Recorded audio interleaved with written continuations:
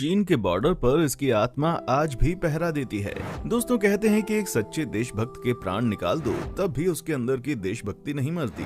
और इस चीज का जीता जागता सबूत आज की हमारी इस वीडियो में है, जहां हम आपको एक ऐसे देशभक्त के बारे में बताने जा रहे हैं जो खुद तो मर गया, लेकिन आज भी उसकी आत्मा सरहद पर दुश्मनों की खटिया खड़ी कर देती है। एक ऐसा सैनिक जिसकी मौत 1968 में हो चुकी थी, लेकिन उसके बावजूद वो आज भी सरहद पर देश की सुरक्षा के लिए तैनात है, जो बाकी जवानों की तरह ही अपनी ड्यूटी पूरी ईमानदारी से करता है और देश की सुरक्षा के लिए किसी भी हद तक जाने के लिए तैयार है। इन बातों को सुनने के बाद कई लोग हमें सिरफिरा, बेवकूफ या पागल समझ रहे होंगे लेकिन जब आप ये वीडियो देखेंगे तो आपके रोंगटे खड़े हो जाएंगे। बस इस वीडियो में हमारे साथ अंत तक बने रहिए। दोस्तों, ये बात आज से कुछ साल पहले की है, जब इंडिया चाइना बॉर्डर पर दो जवान कड़कड़ाती ठंड में पहरेदारी कर रहे थे। हालात इतने ज्यादा मुश्किल थे कि वो ठंड सहन नहीं कर पा रहे थे। खून जमा देने वाली ठंड के कारण दोनों की आंख लग गई। दोनों की आंखें बस बंद ही हुई थी कि कुछ ही सेकंड बाद दोनों के गालों पर एक जोरदार थप्पड़ पड़ा।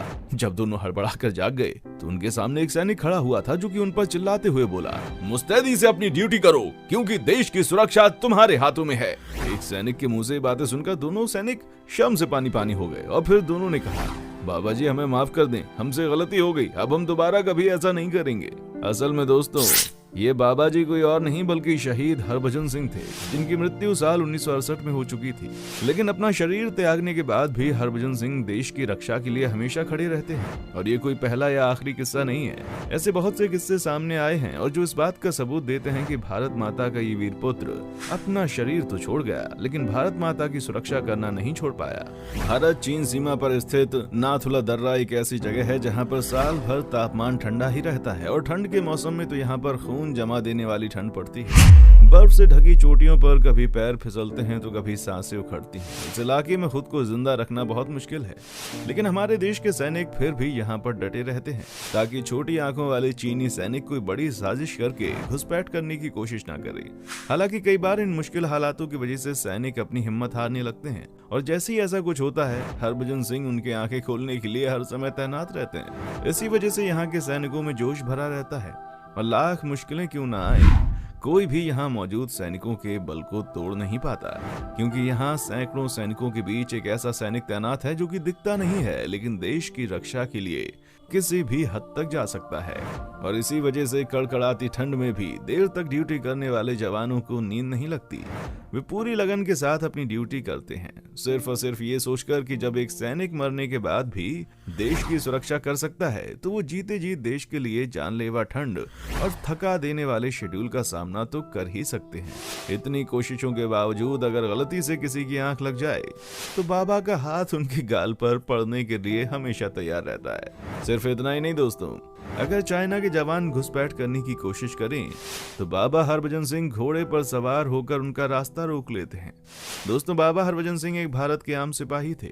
साल 1967 में इनकी पोस्टिंग सिक्किम में भारत चाइना बॉर्डर पर हुई। वो अपनी ड्यूटी बड़ी लगन से कर रहे थे, परंतु साल 1968 में वो एक हादसे का शिकार हो गए, जिसकी वजह से उनकी जान चली गई। असल में एक नाले को पार करते वक्त हरभजन सिंह पानी के तेज बहाव में बह गए। पेट्रोलिंग करते वक्त वे एक घोड़े की पूंछ पकड़कर नाले को पार करने की कोशिश कर रहे थे, लेकिन अचानक से उनका हाथ पूंछ से फिसल गया और वो नाले के साथ बहते हुए चले गए। जैसे ही बाकी सैनिकों को इसके बारे में पता चला तो उन्होंने इनको ढूंढने की पूरी कोशिश की, लेकिन इनका कोई भी अता पता नहीं चला। काफी समय बीत जाने के बाद भी जब ये अपनी ड्यूटी पर नहीं पहुंचे तो सेना को ऐसा लगने लगा कि हरभजन सिंह अपनी ड्यूटी छोड़कर भाग चुके हैं। यहाँ तक कि भारतीय सेना ने इनको भगोड़ा घोषित कर दिया था। तभी एक रात हरभजन सिंह अपने एक साथी के सपने में आए और तब जो हुआ उसकी किसी ने कल्पना भी नहीं की थी। सपने में हरभजन सिंह अपने साथी को बताते हैं कि मैं नाला पार करते वक्त गिर गया था और पानी के तेज बहाव के कारण मेरी मृत्यु हो गई।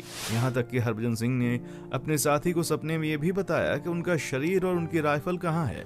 उसी सपने के मुताबिक सैनिकों की एक टुकड़ी हरभजन सिंह के शरीर और राइफल की तलाश में निकली और आप यकीन नहीं मानेंगे, वो दोनों ही चीजें ठीक उसी जगह पर मिली जिस जगह के बारे में सपने में हरभजन सिंह ने बताया था। सेना को समझ आ चुका था कि उन्होंने हरभजन सिंह को भगोड़ा मानकर एक बहुत बड़ी गलती कर दी थी, इसलिए इस भूल को सुधारा गया और फिर पूरे सम्मान के साथ इन्हें अंतिम विदाई दी गई। सब चीजें हो गई, लेकिन कुछ दिन के बाद हरभजन सिंह फिर से अपने एक साथी के सपने में आए और फिर से कहा कि मेरा शरीर भले ही खत्म हो गया है, लेकिन मेरी आत्मा हमेशा ड्यूटी पर तैनात रहेगी। भले ही मेरी समाधि बना देना, लेकिन मैं भारत माता की सुरक्षा के लिए खड़ा रहूंगा।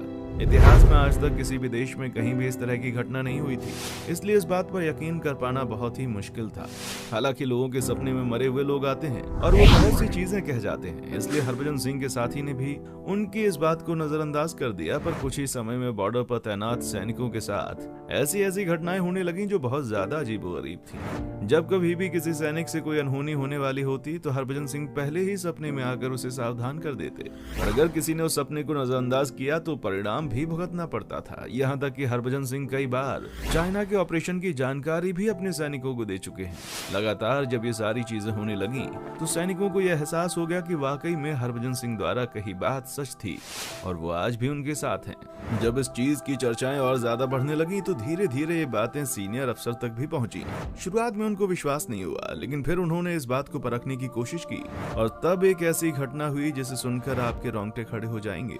हरभजन सिंह ने अपने एक सीनियर ऑफिसर के सपने में आकर कहा कि आपको चाइना की तरफ से एक लेटर आएगा जिसमें मेरी शिकायत होगी, और सपने में बताए अनुसार ही एक लेटर आया जिसमें लिखा था कि आपका एक सैनिक सफेद घोड़े पर सवार होकर रात के समय में बॉर्डर के बेहद करीब आ जाता है और ये बात ठीक नहीं है, उसे रोका जाना चाहिए। अब इस वाकये के बाद तो हर किसी को यकीन हो गया कि बर्फीले तूफानों के बीच जब सैनिक ड्यूटी कर रहे होते थे तभी उनके बीच एक सिपाही भी मौजूद रहता था जो किसी को नजर नहीं आता था, क्योंकि वो कोई आम इंसान नहीं बल्कि आत्मा है। और इस चीज की पुष्टि खुद चाइना के सैनिकों द्वारा की गई। धीरे धीरे जब हरभजन सिंह की चर्चाएं हर जगह बढ़ने लगी तो हरभजन सिंह से बाबा हरभजन सिंह हो गई और उनके नाम पर बंकर को मंदिर बना दिया गया। इस मंदिर में बाबा की वर्दी, जूते, बिस्तर, यहाँ तक कि उनके सभी जरूरी सामान रख दिए गए। सेना ने भी उन्हें ड्यूटी पर मुस्तैद सिपाही का दर्जा दे दिया। सिर्फ इतना ही नहीं, एक सैनिक पर जितने भी नियम कानून लागू किए जाते हैं वो सभी बाबा हरभजन सिंह पर लागू किए जाने लगे। फिर चाहे छुट्टी हो, तनख्वाह हो या फिर प्रमोशन, हर एक चीज इन्हें समय समय पर मिलती रहती है। बाबा हरभजन सिंह मंदिर की जिम्मेदारी खुद भारतीय सेना ने ली है। सुबह के नाश्ते से लेकर रात के खाने तक सब कुछ उन्हें दिया जाता है, लेकिन जैसे ही रात में अंधेरा छाने लगता है वैसे ही मंदिर के दरवाजे बंद हो जाते हैं, क्योंकि ये वो वक्त होता था जब बाबा हरभजन सिंह दुश्मन सेना के होश उड़ाने के लिए ड्यूटी पर निकलते थे। कई बार सैनिकों ने ये तक देखा है कि जिस बिस्तर पर बाबा हरभजन सिंह को चादर तान कर सुलाया जाता था वहां पर सिलवटें पड़ जाती थी, जैसे कि कोई उस पर सो रहा हो। और जिन जूतों को साफ सुथरा करके उनके कमरे में रखा जाता था उसमें भी मिट्टी लग चुकी होती थी। अब चाहे जितना भी बर्फीला तूफान आए, कितनी भी मुश्किलें क्यों ना आए, सैनिकों को हमेशा विश्वास था कि उनके साथ बाबा हरभजन सिंह हमेशा तैनात हैं, जो न सिर्फ देश की रक्षा करते हैं बल्कि अपने साथियों को भी मुश्किल से बचाते हैं। धीरे धीरे बाबा के नाम की आस्था बढ़ती रही और फिर नाथुला में इनके नाम का एक बड़ा सा मंदिर बना दिया गया, जिसकी देखरेख की जिम्मेदारी सैनिकों की ही है।